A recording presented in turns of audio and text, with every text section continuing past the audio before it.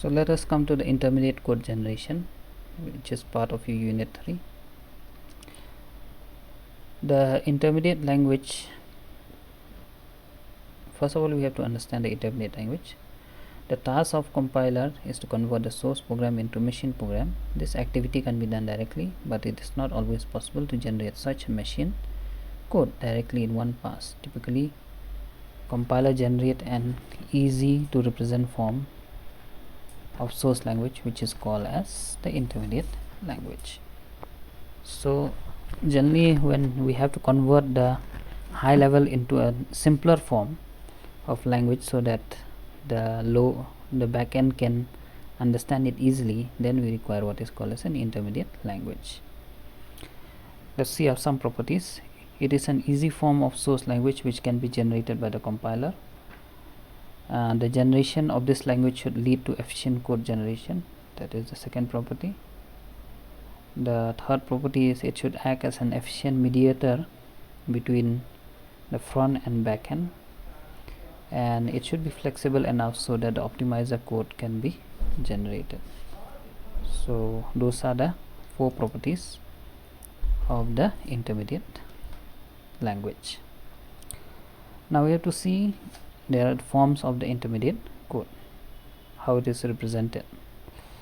It can be represented in 3 forms, that is the abstract syntax tree, a Polish notation, or a 3 address code. The abstract syntax tree is similar to the pass tree which we have discussed. That means we can represent some equation in the form of a tree like manner. So it can be represented as a syntax tree.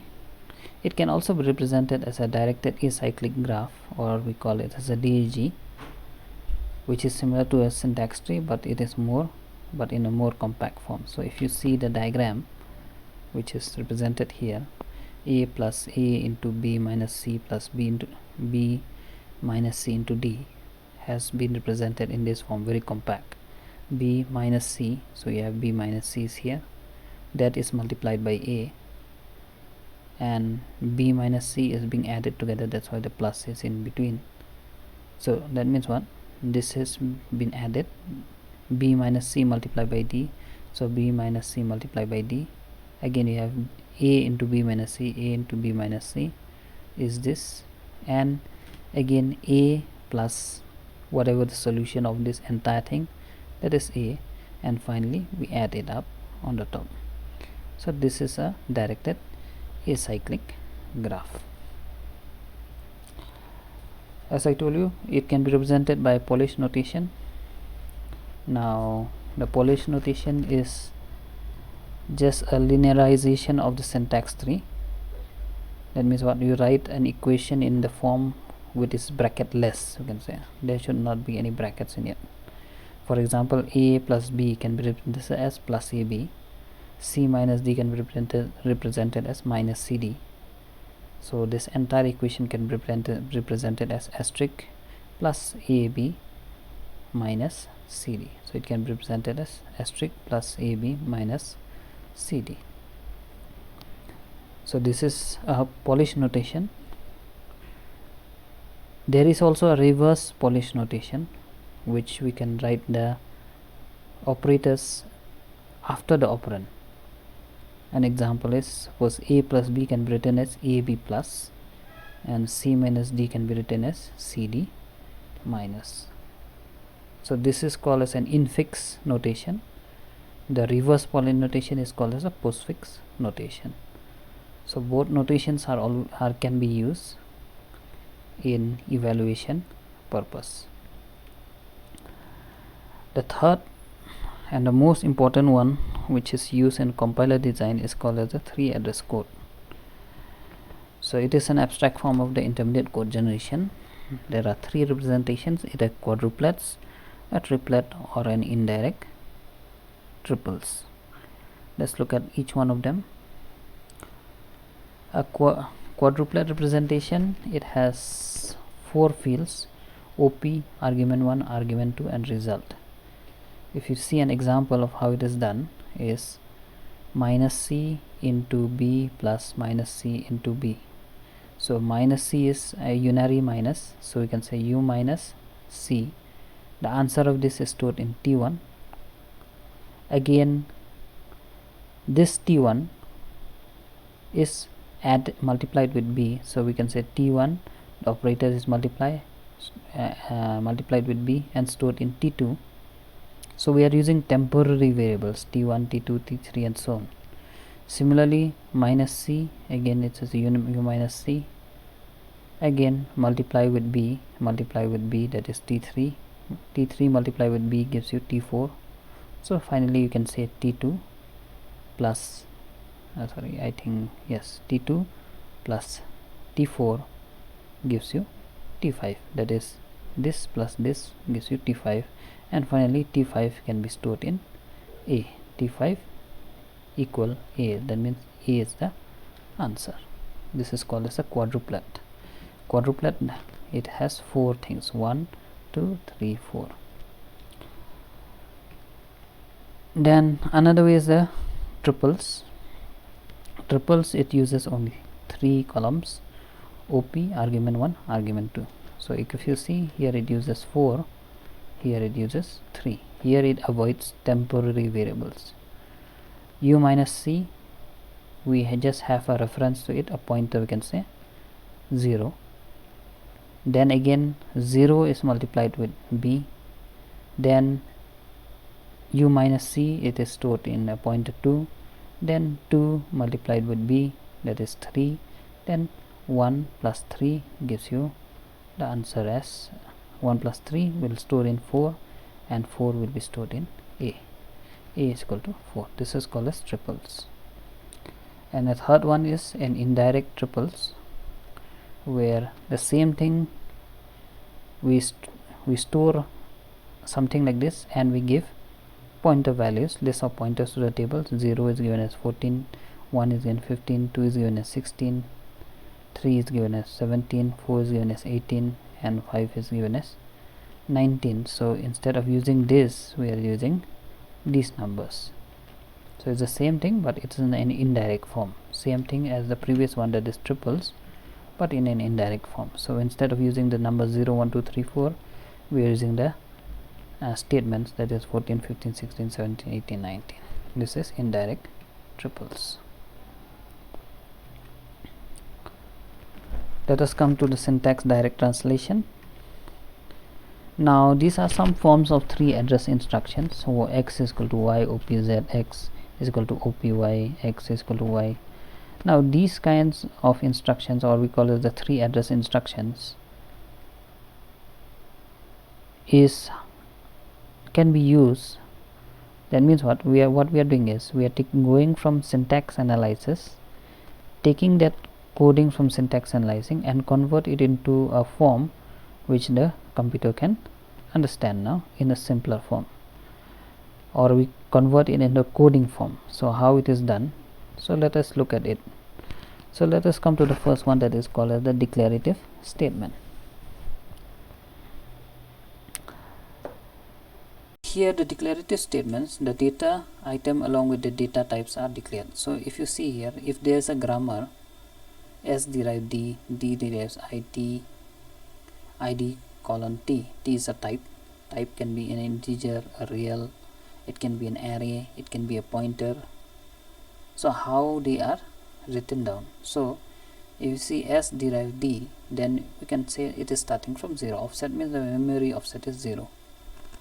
And D derives ID colon T, so we can say that ID dot name. So this is a placeholder, we can say. It is, we are saying that the ID consists, we are taking the name of the ID, we are taking the type of the ID, and we are taking the offset. Offset means how much bytes it is taking in the memory.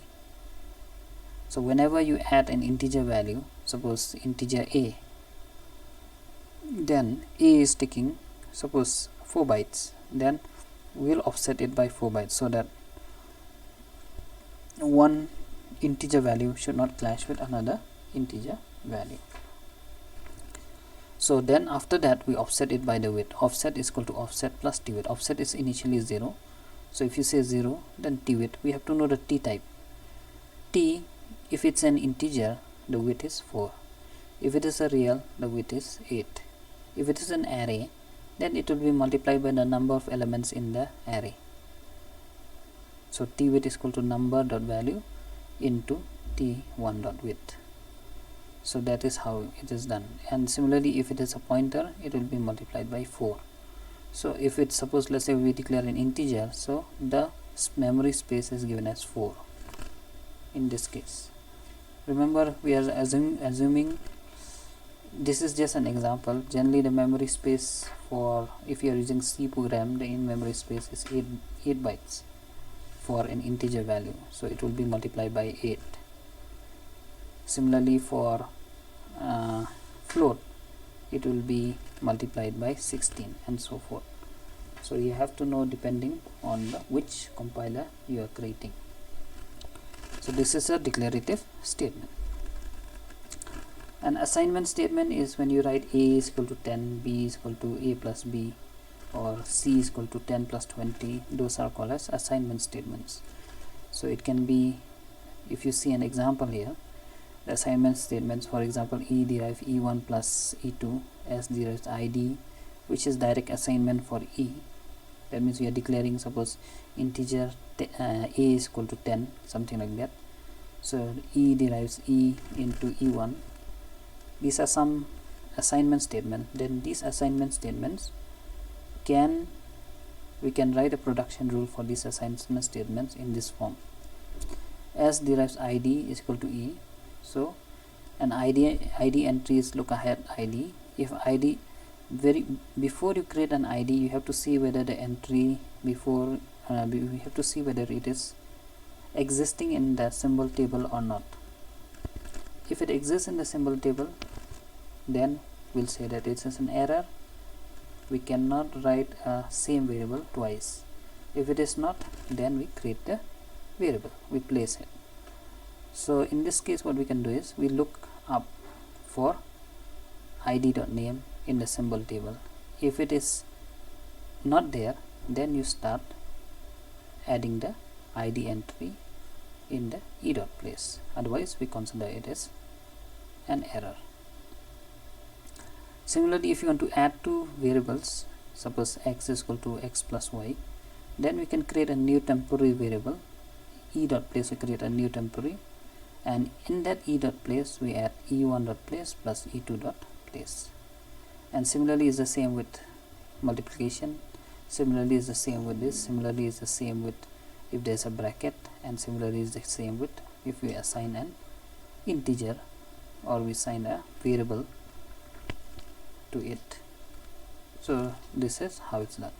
As an example to understand it better, so you can see that x colon a plus b into c plus d. So we can say that if you're saying e derives d, then e.place will give you, because e derives id is, these are ids, a b c and d are id. So we'll start with a first of all, so it's a, then we start with b, that is b. So e.place is a, e.place is b. And similarly we can say that because a plus b now we have to add, so we have the production e derives e1 plus e2. So e.place is equal to t1, and t1 will give you a plus b, which is added. Similarly, c is the production rule, this e derives id, d also is the same, and similarly we add c plus d, which gives you t2, and multiply this t1 and t2, that is e derives e1 into e2, which is e dot place dot t2, we get this, and finally we store it in an id, so x column is equal to t3. That gives you the value. So this is just an example, and this is the production rule or the semantic action. Similarly, for the Boolean expression, the same thing applies for the Boolean expression. Boolean expressions are used for computing logical values or in the if statement most of the time.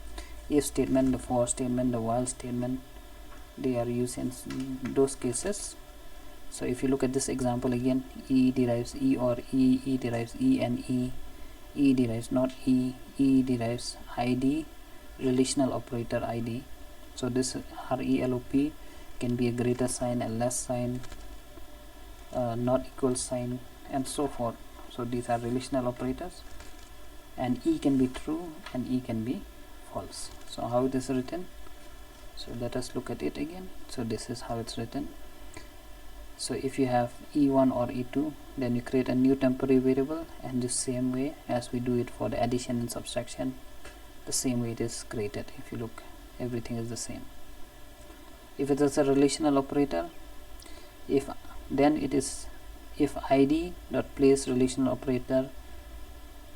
So this is the if statement. You can see if ID dot place relational operator, ID dot place go to next state plus 3, that means we jump 3 steps ahead or 3 lines ahead. Then append E place colon equal to 0, and append go to next state plus 2, and append E place equal to 1. Now to understand this very easily is an example. Now if you have an example, P is greater than Q and R is less than S, or U is greater than V, then if you say if P is greater than Q, go to 103. So you see that 100 plus 3, so that is what is mentioning here, next state plus 3. If ID place relational operator, if ID relational operator is a greater sign, ID2 is Q, go to next state plus 3, so go to 103. Then E dot place you append 0, so T1 colon equal to 0, and immediately go to next state plus 2. So 102 is here. When we say 102 means it will go to 104 because next state plus 2, and append E place equal to 1, so T1 is equal to 1.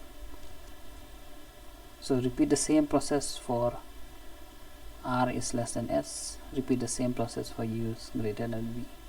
So that is how it's done. So by using this semantic rule, we can understand it, how it is done. So remember, next state plus 3 means this is the state at present 100. 100 plus 3 becomes 104. It will 103. It will jump to 103. And we say go to next state plus 2 means it is 102. So plus 2 means 104. And when we say it is true, means we make it as 1, and if it's false, we make it as 0.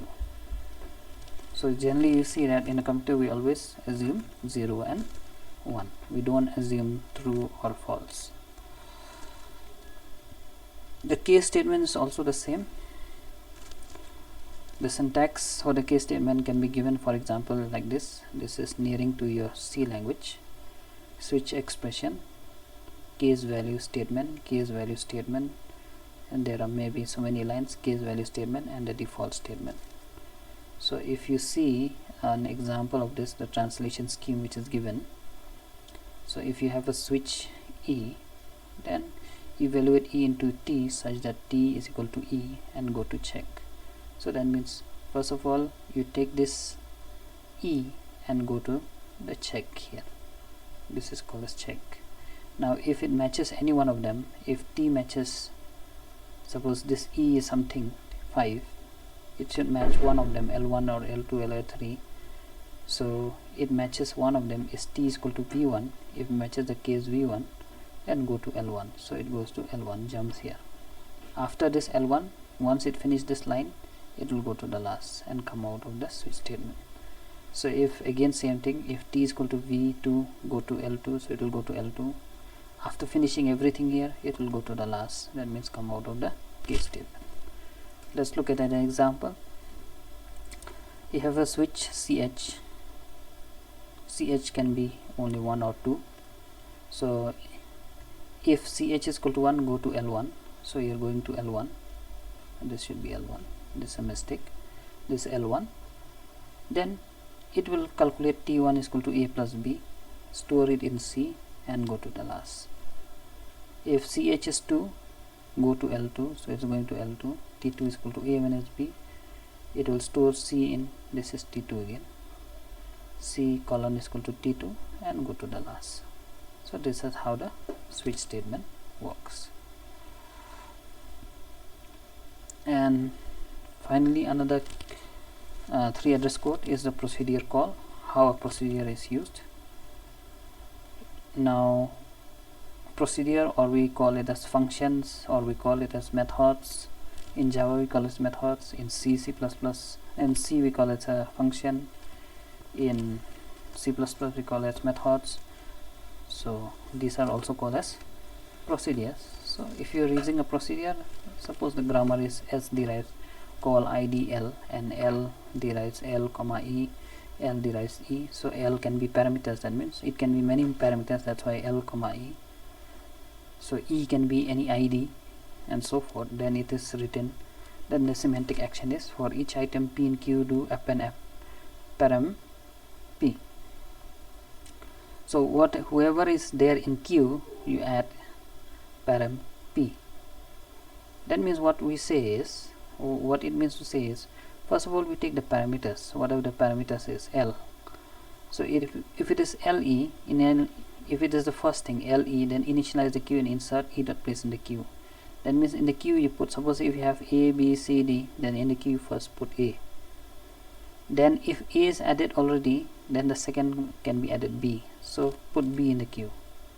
So we can say A, B, C, D, E, F. Now the action here is for A, suppose because A, B, C, D are there in the queue. So what we do is param A will come first, then param B will come next, param C will come next, till all the parameters are finished, and last thing we say call. If we say, if the function name is X, so we say call X. So call X. An example here is like this: call P1 integer A integer B. So A and B are parameters. So A and B are parameters. So we'll say param A, param B, and finally we'll say call P1. So this is the example how it is done. That is called as the procedure call. And finally backpatching. Now it is the activity to filling up unspecified information available using appropriate semantic actions during the code generation process. That is called as backpatching. Now the main purpose of backpatching is, let's look at this. Let's go back to this example. We'll see that from 103 it goes to 103, from 104 it from 102 it jumps to 104. Now this jumping of statements, if it is, sometimes it happens that if the statements are very long, then it doesn't know where do I jump this label to. So why not we do another way is, we write the program as it is but leave this blank in the first stage, and then in the second stage we can then add the labels. This is what is called as backpatching. So that means there will be 2 rounds.